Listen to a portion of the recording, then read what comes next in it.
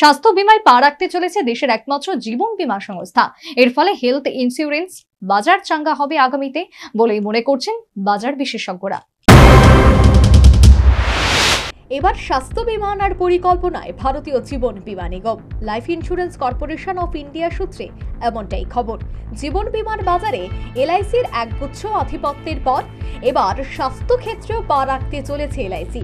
চলতি বছরের ফেব্রুয়ারিতেই রাষ্ট্রায়ত্ত বীমা কোম্পানিটির খরচ কমাতে একসঙ্গে একাধিক ইন্স্যুরেন্স পলিসি চালু করার প্রস্তাব দেয় সংসদীয় প্যানেল।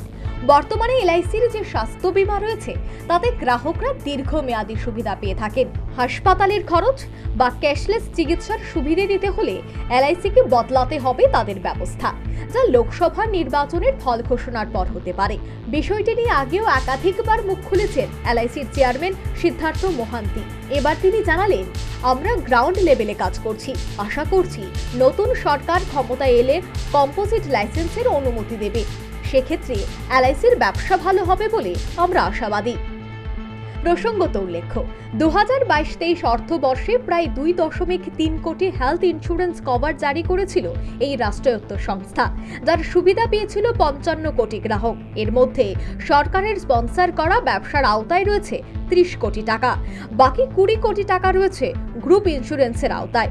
সরকার ও বীমা নিয়ন্ত্রণকারী সংস্থাগুলি চাইছে বাজারে আসুক আরও অনেক হেলথ ইন্স্যুরেন্স, আর এতেই এলআইসিও সেখানে নামতে চাইছে। এর ফলে চাঙ্গা হবে স্বাস্থ্য বীমার বাজার। সরকারি পরিসংখ্যান অনুযায়ী 2023-24 অর্থবর্ষে 2.9 লাখ নতুন জীবন বীমা পলিসি নিয়ে আসে এলআইসি, যার আওতায় প্রায় 3 লাখ গ্রাহক রয়েছে বলে জানা গিয়েছে। স্বাস্থ্য বীমা লঞ্চ করলে প্রাথমিকভাবে এই সংখ্যা অন্তত 2 গুণ হবে বলে মনে করছে বাজার বিশেষজ্ঞরা। বিপিন সরকারের রিপোর্ট, নিউজ ভ্যানগার্ড।